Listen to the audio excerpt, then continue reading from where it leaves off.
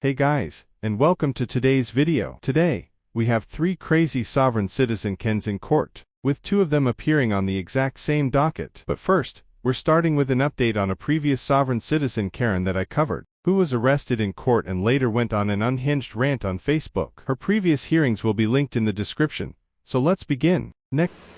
The court is on the record in City of Conneaut versus Amber R. McHenry, case number 24 TRD 527.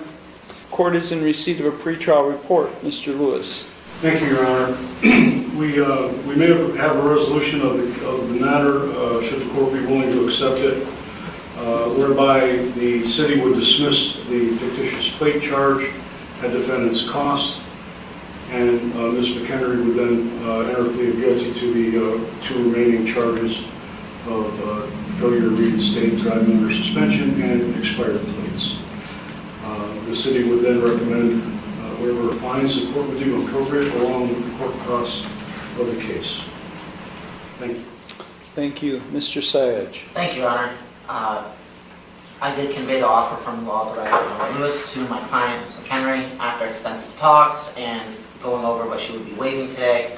She has decided today that she would take the plea offer along with the state's recommendation of just court costs and fines. Okay, Ms. McHenry, it's my understanding today that you wish to change, you originally entered no plea to charges of failure to reinstate an unclassified misdemeanor and expired plates, a minor misdemeanor. You wish to enter guilty pleas to those two charges.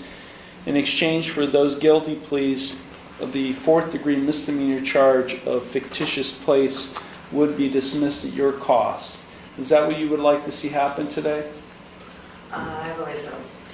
You understand by pleading guilty to those charges that you would be waiving your right to the jury trial that is currently scheduled at the end of the month, as well as all of your trial rights. We just had a trial last week, so you kind of know what a trial is like.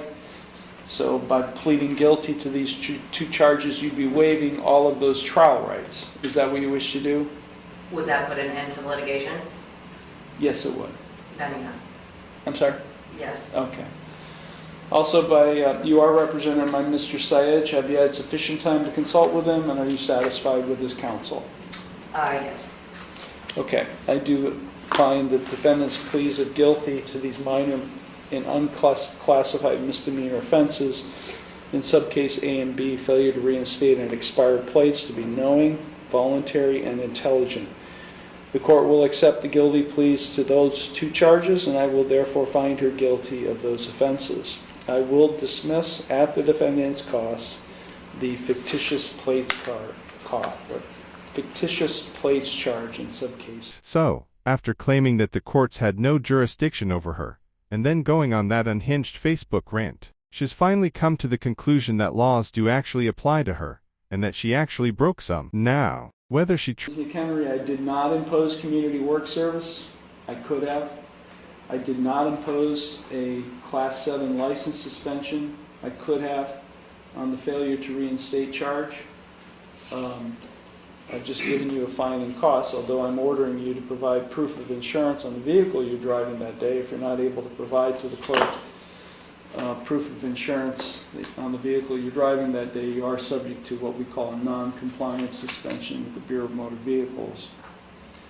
I guess what I'm saying, Ms. Kennery, I could have sentenced you in a much more severe way. I did not. But understand that if you're back here with similar offenses and you're found guilty of those, I will impose those. What I didn't do today, I would do at a later time. Hey guys, and welcome to today's video. Today, we have three crazy sovereign citizen Kens in court, with two of them appearing on the exact same docket. But first, we're starting with an update on a previous sovereign citizen Karen that I covered, who was arrested in court and later went on an unhinged rant on Facebook. Her previous hearings will be linked in the description, so let's begin. Next case is LaTanya Denise Turner versus Brian K. Widener, State of Georgia, Salah Holdings, Delphine Gresham, and Larry W. Johnson. All right, is there, Ms. Turner, Latanya Denise Turner? Yes, I'm the attorney, in fact, on behalf of the principal, who is the resident agent. I have also already submitted forms appointing the judge over this matter to administrate on behalf of the principal. And I also submitted the rest of my entries on records. Now, with that being said, the Form Ms. Turner, 56 Ms. Turner, appointing judge. Ms. Turner, I gotta see you first. Okay. I'm trying to, there I go. Okay, there you are. All right, so Okay. Ms. Turner, very, Uh, very quickly. I've reviewed the information that you provided. First of all, you're suing with respect to a foreclosure, which is a situation that involves land and a determination of ownership with respect to land. That is not my jurisdiction.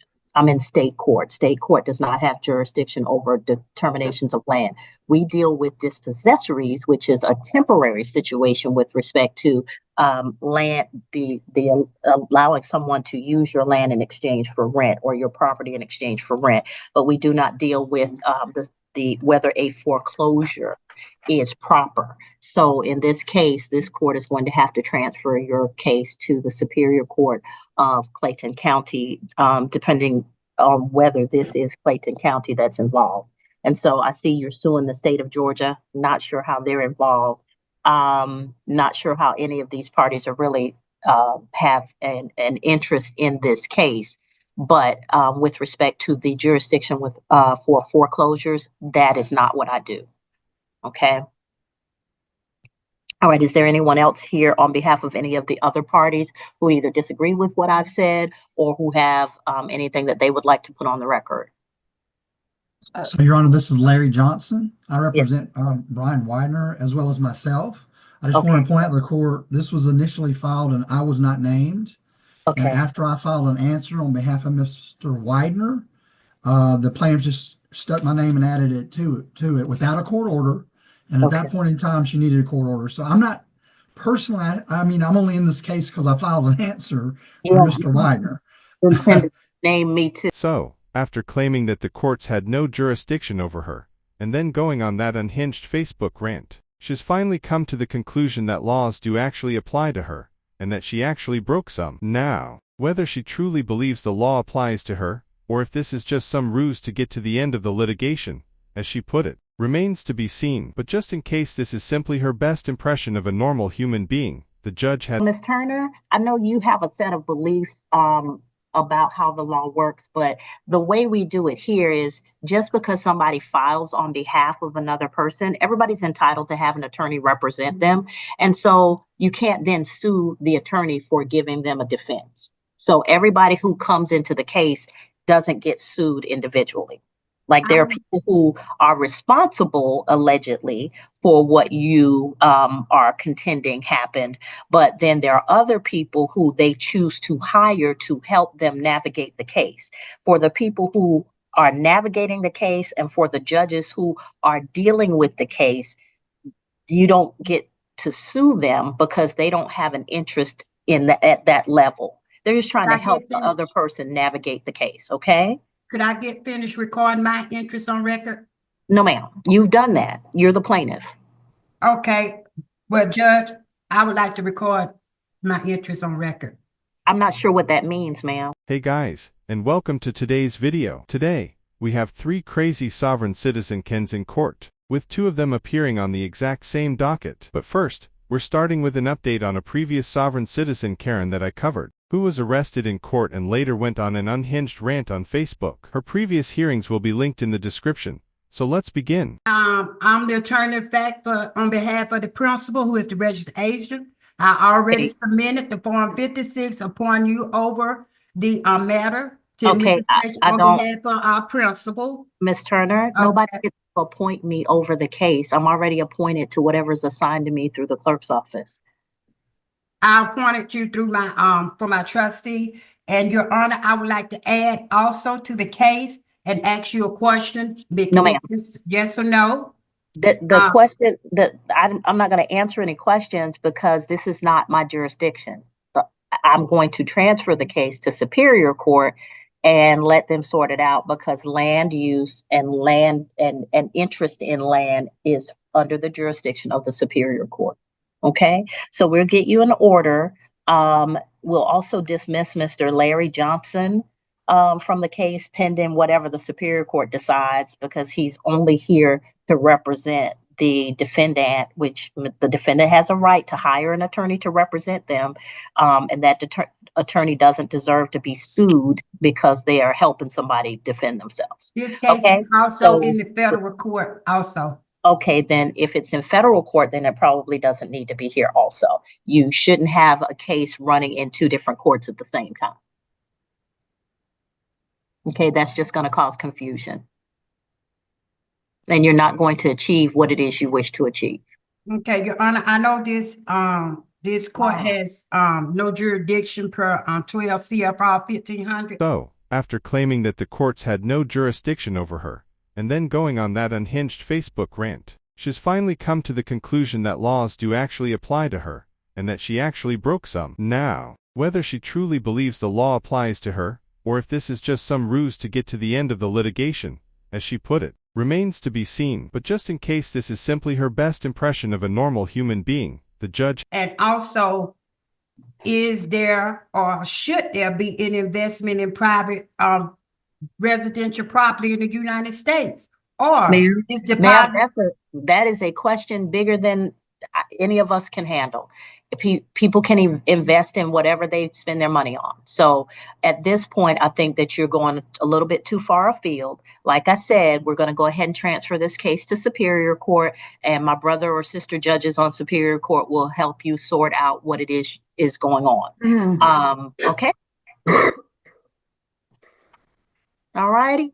So we'll go ahead and get an answer out to all of you. Get an order out to all of you transferring this case to Superior Court.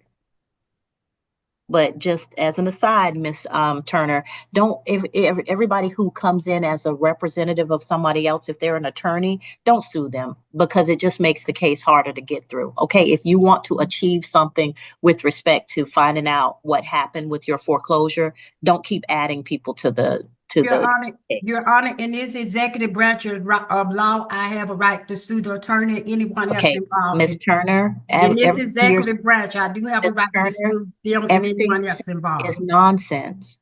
None of what you're saying makes sense.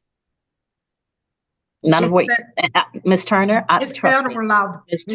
Miss Turner, we're not in federal court. None of what you're saying makes sense. You haven't established an estate. There's no trustee. You're giving us word salad. You're just saying stuff that you've read or somebody told you was appropriate.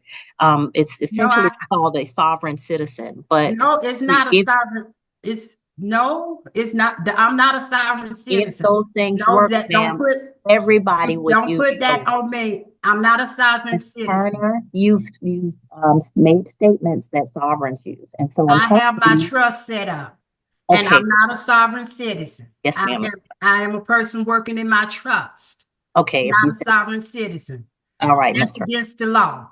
Okay, I'm not a sovereign citizen. I have my trust set up. Okay. In a way that it's working for me, and I have it set up.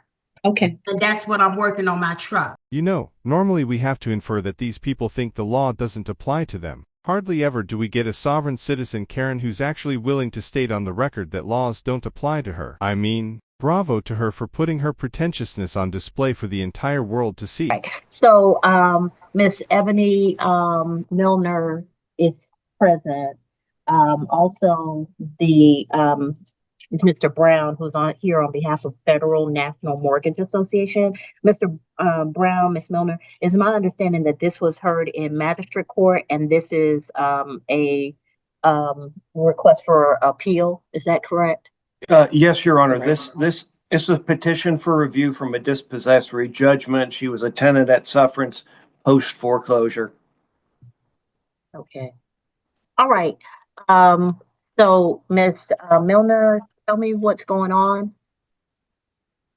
Judge, well, this is a case of land rights, tribal law, and treaties. No, ma'am. No. And I would just like to say that I'm a tribal member, part of the Cash Box Trust Tribe. And that's how you do it. Tell them they're stupid, explain that they have no idea what they're talking about, dismiss their case, and move on to the next one. Alright guys, that's the end of the video. The next part of the sovereign citizen Karen saga, the one who sued me in court and lost, is coming tomorrow. And it's even better than you could imagine because she got arrested again, and we've got the courtroom footage. So if you liked the video, hit the like button. If you disliked it, hit the dislike button. But don't forget to leave a comment below and subscribe with notifications turned on so you don't miss any of my content. No, ma'am. Governments No, ma'am. We're not doing that. and American Um, Indian landowner. No, ma'am.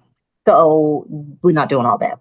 So this is a simple eviction. So you can tell me how much was owed, how much you paid, whether there's anything to that allowed you to stay in the property, or whether there's money owed to you. I don't do the whole trust, tribe, all of that, because that's not what we Well, deal with that's here. what this is in regards to. Well, then, ma'am, that's not what we're doing here. I would either have to transfer you to a tribal court, which I don't know of one exists for you, or for superior court, because this involves a foreclosure. Essentially, he bought the house through a foreclosure. You were a tenant in the house at the time, or you owned the house and he bought it under the foreclosure. And then it was whether you get to stay in the house and pay rent or whether you're going to be evicted. Am I clear, Mr. Brown? Yes, Your Honor. And Right. Because I don't deal with I went to law school for 3 years, have practiced law for over 30 years, have been a judge for over 12 years. I don't do the trust stuff because that's some arcane, esoteric stuff that you all believe that we don't follow here in the judicial system. I understand. Well, I would also like to say that I'm not here to handle any of my private affairs in the public. Okay, so I'm not sure what that means. You asked for the appeal. Yes, and as I was stating, I'm a tribal member, part of the Cashbox Trust Tribe, and also an Indian American landowner. So this case is in regards to trust and tribal land. So the property, the foreclosure is on a house on tribal land? Correct. Which tribe? I'm sorry? Which tribe? Just the Ebony They Nuna kicked me tribe. out. No, sir. I don't know of that tribe, ma'am. So we either do Yes, this. and all the documentation had been put on file as well. Okay. Post foreclosure. So here's the thing. Like I said, I've explained to you that if somebody purchases a home through foreclosure, then the people who were owners of the home or buying the home have two options. They can leave or they can be treated as tenants in the home. And in this case, it appears that Mr. Brown's client sought to evict you, and now you are asking for a review of that. So in my role in this court, I can go through the case as if it was never heard in magistrate court. But what I will tell you is I'm going to ask very specific questions. I'm going to follow the law under the state of Georgia with respect to landlord tenant. And if you're not able to provide me that information, then I'm going to determine that you're not able to prosecute the case in the way that it needs to be, and I'll dismiss it for want of prosecution. Well, again, American tribal landowner. So Okay. those laws No, that you ma'am. may speak of don't No. apply to me. Dismiss your appeal for want of prosecution. The court does not have jurisdiction over American tribal land, nor is there a designation of this property being a tribal land. So at this point, the court is going to dismiss this for want of prosecution. Thank you. All right. Next.